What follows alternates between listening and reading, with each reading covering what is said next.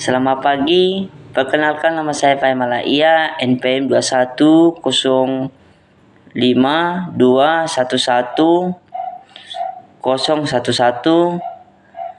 Saya dari Prodi Pak dari Keguruan.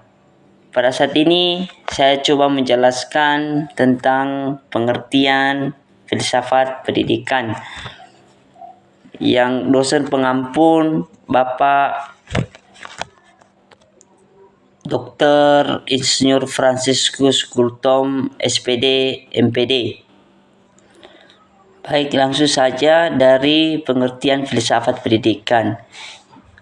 Pengertian filsafat pendidikan yaitu ilmu yang mempelajari sekaligus bisa melahirkan pengetahuan baru, sains, dan melahirkan cabang ilmu baru dilihat dari proses kerjanya. Filsafat pendidikan ini sebagai proses berpikir manusia yang bertujuan untuk memperoleh kearifan dan kebijakan. Tujuan filsafat ini adalah memberikan inspirasi bagaimana kita mengorganisasikan proses pembelajaran yang ideal. Teori pendidikan bertujuan untuk menghasilkan pemikiran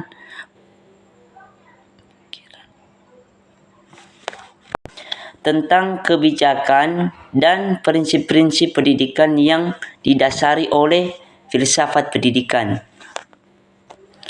Dan ada juga 3 definisi filsafat pendidikan, yaitu 1. Filsafat adalah suatu sikap tentang hidup dan alam semesta. Yang kedua, filsafat adalah suatu metode berpikir relatif dan penelitian dan penerapan. Yang ketiga, filsafat adalah suatu perangkat masalah-masalah. Yang keempat, filsafat adalah seperangkat dari teori dan sistem berpikir. Filsafat merupakan salah satu kegiatan manusia yang memiliki peranan penting dalam menentukan dan menemukan eksistensinya.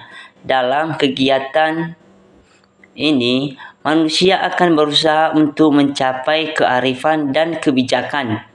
Kearifan ini adalah merupakan hasil dan filsafat dari usaha untuk mencapai hubungan-hubungan antara berbagai pengetahuan dan menentukan inspirasi baik yang terusat maupun yang tersurat dan ke dalam kehidupan. Oleh karena itu, dapat disimpulkan bahwa berfilsafat merupakan kegiatan berpikir yang khas, yaitu radikal, sistematik, dan universal untuk mencari kearifan, kebenaran yang sesungguhnya, dan segala sesuatu. Berfilsafat berarti berpikir merangku atau sinopsi tentang pokok-pokok atau dasar-dasar dari hal yang ditelaahnya. Ada objek filsafat yang dibedakan menjadi 2 macam, yaitu 1 objek material. Yang dimaksud dengan objek material filsafat yaitu meliputi segala sesuatu yang ada. Segala sesuatu itu adalah Tuhan, alam, dan manusia dibandingkan dengan ilmu empiris dan ilmu agama. Yang kedua, objek ilmu empiris hanya manusia dan alam. Ilmu empiris ini mempermasalahkan atau mengkaji tentang Tuhan, tetapi ilmu agama, teologi, sebagai besar berisi kajian tentang ketuhanan ditinjau dari perspektif ilmu filsafat, mengkaji tentang alam, manusia, dan Tuhan sepanjang sejarah filsafat. Kajian tentang alam menempati urutan pertama, kemudian disusun kaji tentang manusia dan Tuhan. Pada abad pertengahan di Eropa, ketika filsafat menjadi abab teori, banyak kajian-kajian filsafat tentang Tuhan. Setelah masuk zaman modern, fokus kajian filsafat adalah manusia.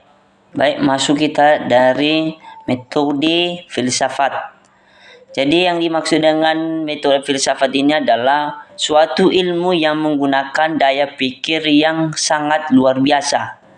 Filsafat sebagai yang telah dipahami bersama adalah hasil pemikiran atau para ilfus atau tentang dalam perkembangan.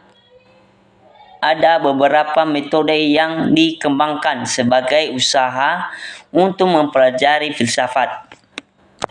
Baik, masuk kita pada hubungan filsafat dan filsafat pendidikan. Dalam hubungan filsafat dan filsafat pendidikan ini memiliki beberapa batas. Antara lain, 1.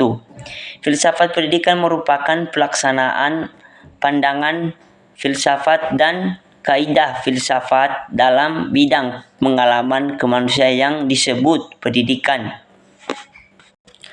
Maka, filsafat pendidikan ini berusaha untuk menjelaskan dan menegakkan supaya pengalaman bermanusia ini sesuai dengan kehidupan baru.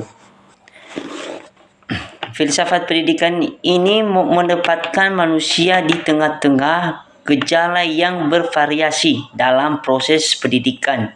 Kemudian terdapat pula upaya menjelaskan berbagai makna yang menjadi dasar dari konsep-konsep pendidikan dan dengan aspek-aspek tumpuan perhatian manusia.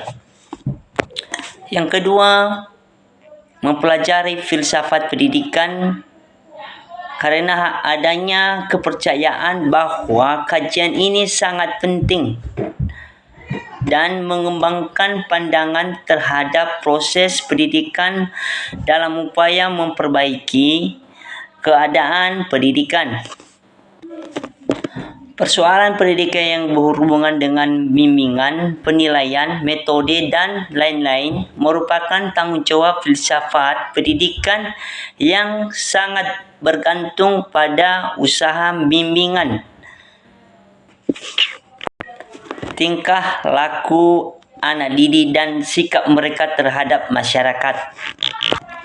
Yang ketiga, filsafat pendidikan memiliki prinsip-prinsip kepercayaan atau konsep andainya yang terpadu suatu sama lain. Prinsip-prinsip yang dimaksud ini adalah kepercayaan atau andaian-andaian yang dipercaya terhadap masalah pendidikan.